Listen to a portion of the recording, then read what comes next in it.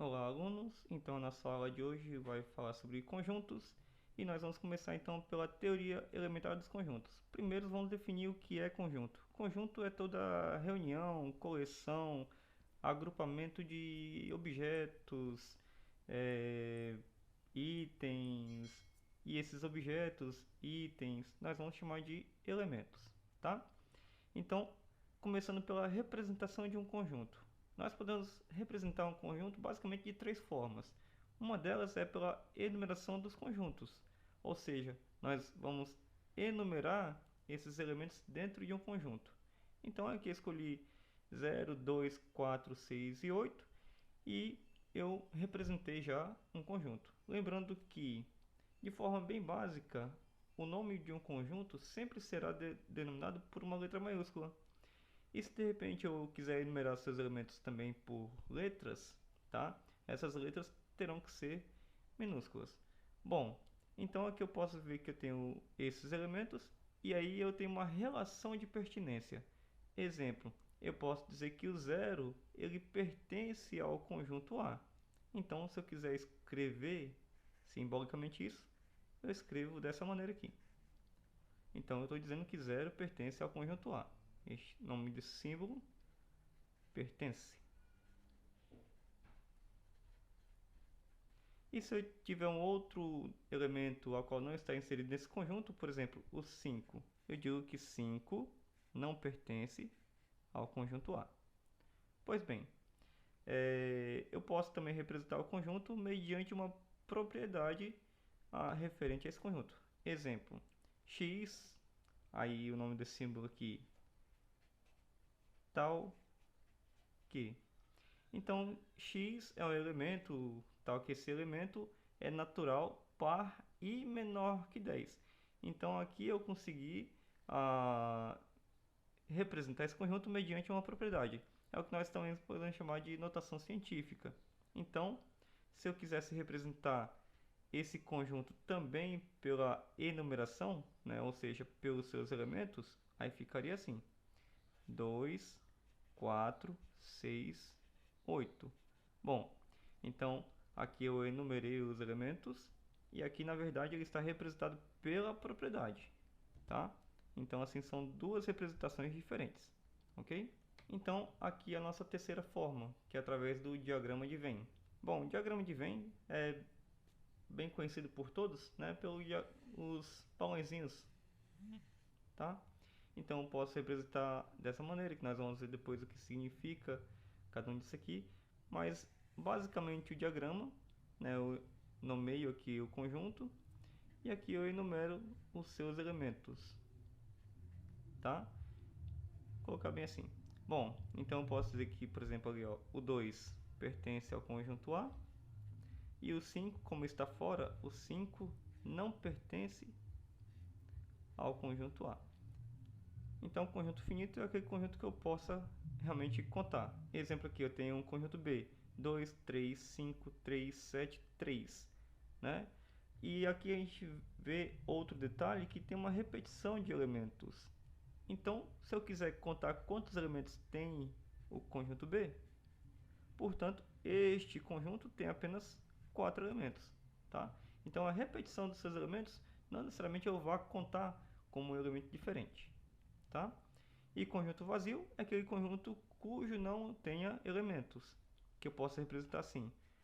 Vamos dizer que o conjunto A seja vazio. Eu posso representar dessa maneira, né, como se fosse um mini diagrama cortado para dizer que não tem elementos, ou eu posso representar o conjunto A dessa maneira, tá? Nunca, nunca represente dessa maneira, tá? Isso aqui está errado. Isso daqui não é um conjunto vazio. Eu estou delimitando um conjunto e lá dentro desse conjunto tem um elemento. Ou seja, isso daqui seria caracterizado como um conjunto unitário, ou seja, um conjunto que tem apenas um elemento, tá? E, por sua vez, o conjunto infinito, né, ao contrário do conjunto finito, é aquele que não se consegue contar todos os elementos. Um exemplo de um conjunto infinito seria, por exemplo, se eu falasse assim: quais são os números maiores que 3? Então, vamos supor que eu tenho aqui. Então, eu não tenho aqui um último elemento. Eu não tenho uma interrupção. esse conjunto não está fechado. Eu tenho uma sequência a qual eu não conheço. Então, quais são os números, na verdade, maior ou igual a 3? Agora, relação de inclusão. Nós falamos agora um pouco sobre a relação de pertinência. Agora, nós vamos ver o que significa a relação de inclusão. Basicamente, quando eu tenho relação de pertinência, eu estou falando entre elemento e conjunto, tá? Quando nós falamos de inclusão, nós estamos falando de conjunto para conjunto, ok? Então, vamos supor que eu digo aqui, ó, veja que o A ele está dentro do B, então A é um subconjunto de B, ou seja, ele é parte do conjunto B. Logo, eu digo que A está contido em B, tá? Então, esse símbolo significa está contido. Ou eu posso afirmar também nessa mesma relação que B contém A, tá bom? Tá aqui, ó, a leitura deste símbolo. B contém A. De um modo bem simples, o que eu posso dizer é que este C, né, ou seja, esse símbolo, ele sempre vai estar voltado para o conjunto maior, tá bom? Então, não tem erro aqui, você viu que é simbologia, você viu o diagrama de Venn. Então, este símbolo, né, essa abertura sempre voltado para o maior conjunto, tá bom? Bom, então agora vamos brincar um pouco com lógica e noção de conjuntos. Bom, então temos aqui a proposição se P, então Q, que é representado por este símbolo aqui, tá? Então este símbolo nós podemos ler assim, se P, então Q. É uma implicação lógica, tá? Um exemplo aqui. Se Paulo é cearense, então Paulo é brasileiro. Então eu chamei aqui a situação Paulo é cearense de P e a situação Paulo é brasileiro por Q. Ou seja, se P, então Q. De fato, sendo A sendo o conjunto cearense, tá bom? E B, o conjunto dos brasileiros. Se eu digo que Paulo pertence ao conjunto A, eu estou dizendo que Paulo está inserido nesse conjunto aqui, tá?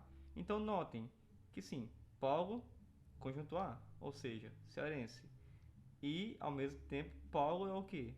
Ao conjunto B, não pertence ao conjunto B. Logo, ele é brasileiro. Então, mais uma vez, se Paulo é cearense, então Paulo é brasileiro. Concluímos então que Paulo, sim, é brasileiro. Bom, então lógica é um assunto que cai corriqueiramente nos concursos por aí, né? E eu consigo fazer aqui também a negação disso daqui tudo, tá? No caso, se Paulo não é brasileiro, então ele não é cearense. Note que ser cearense implica em ser brasileiro. Ser brasileiro não implica necessariamente em ser cearense. Ser cearense é suficiente para que ele seja brasileiro. Agora, ser brasileiro é necessário, né, é condição necessária para que ele seja cearense, ok? Então, quando eu digo que P implica que é equivalente a não que implicar em não P. Ou seja, se ele não for brasileiro, consequentemente ele não será cearense. Então, aqui sobre as propriedades da inclusão. Quando eu digo que A está contido em A, ou seja, todo conjunto é subconjunto dele mesmo. Essa propriedade chama-se reflexiva. A propriedade que fala sobre a antissimétrica diz assim: se A está contido em B e B está contido em A, então A é igual a B. Então, vamos supor que todos os elementos de A pertencem também a B. E todos os elementos de B também pertencem a A. Logo, esses dois conjuntos são iguais. Tá bom? E aí, quando falo sobre a propriedade transitiva, eu tenho que dizer o seguinte: se A está contido em B e B está contido em C, logo A está contido em C. Ou seja, suponha que eu tenho aqui um conjunto A que está contido em B. E esse conjunto B está contido em C. Portanto, A está contido em C, ok? Então, eu tenho aqui que A está contido em B e B, por sua vez, está contido em C.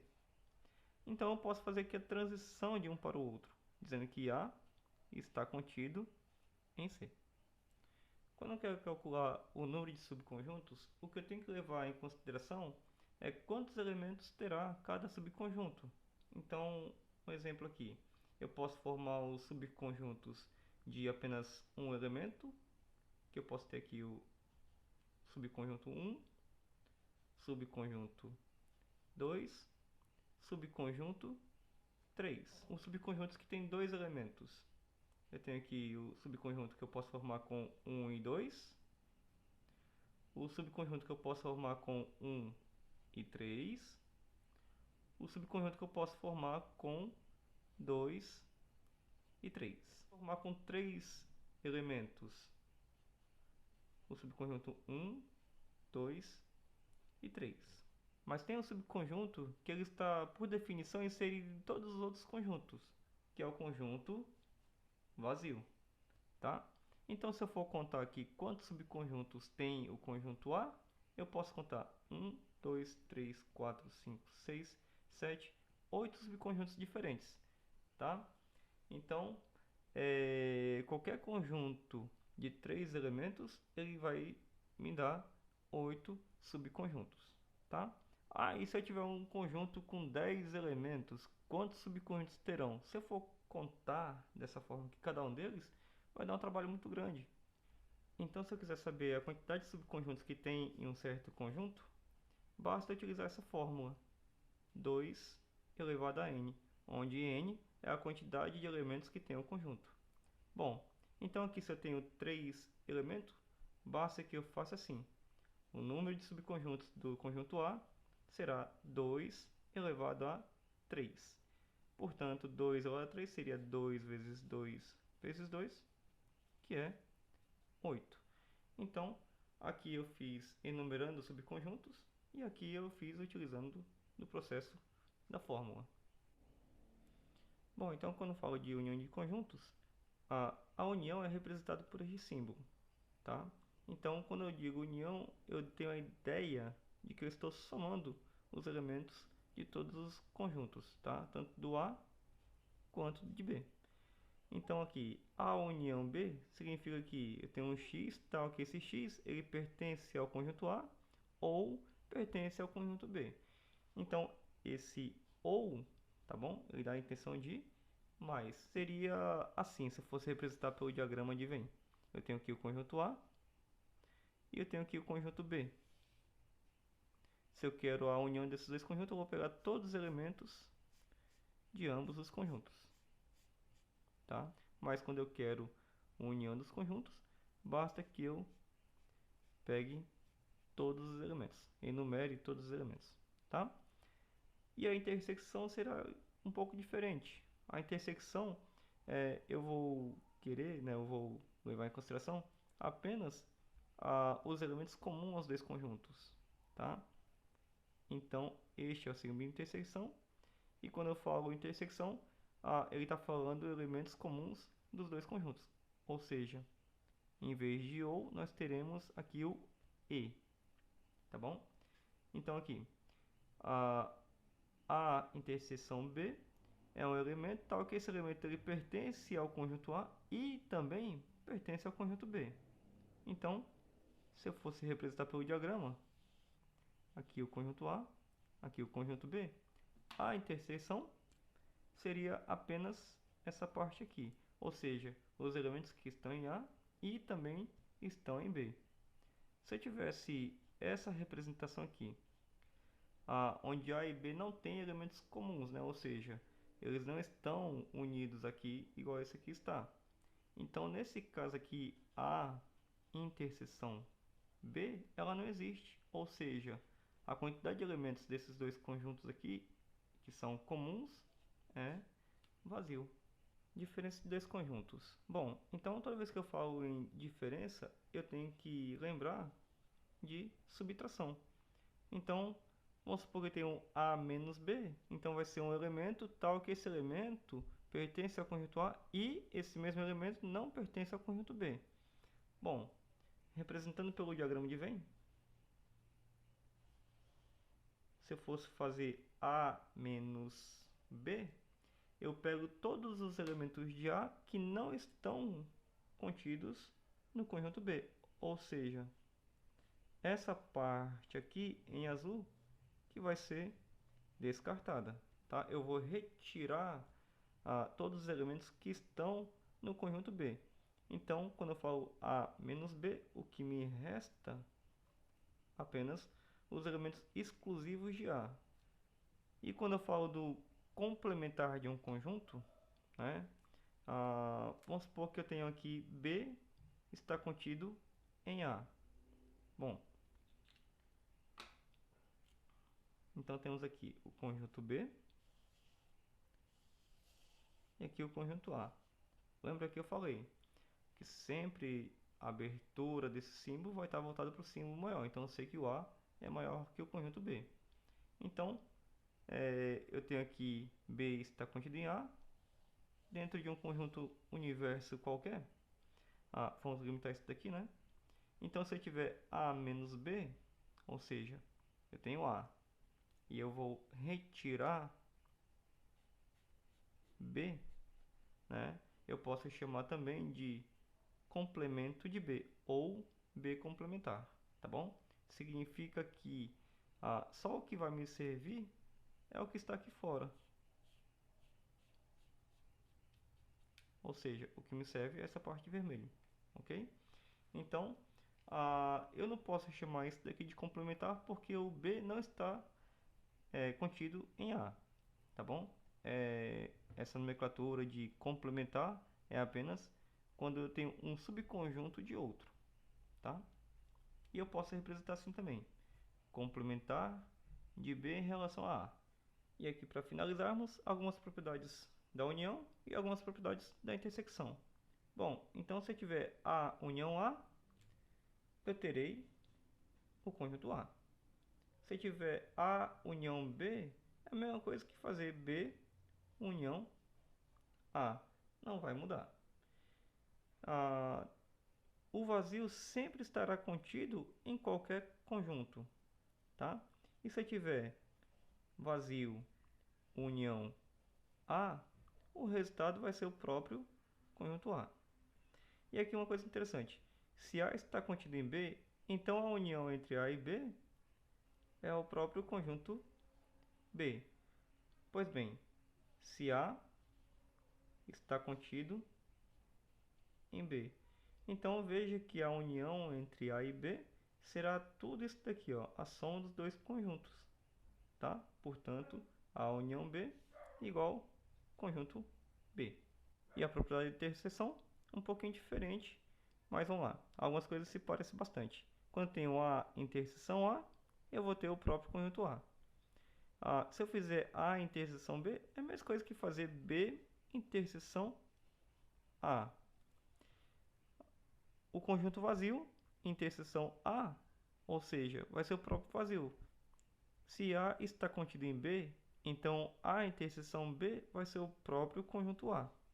Pois bem, se eu tiver aqui um conjunto A, que é subconjunto de B, ou seja, A está contido em B, e eu quero intersecção, significa que eu só quero os elementos comuns, os que estão em A e também estão em B, ou seja, apenas essa parte aqui.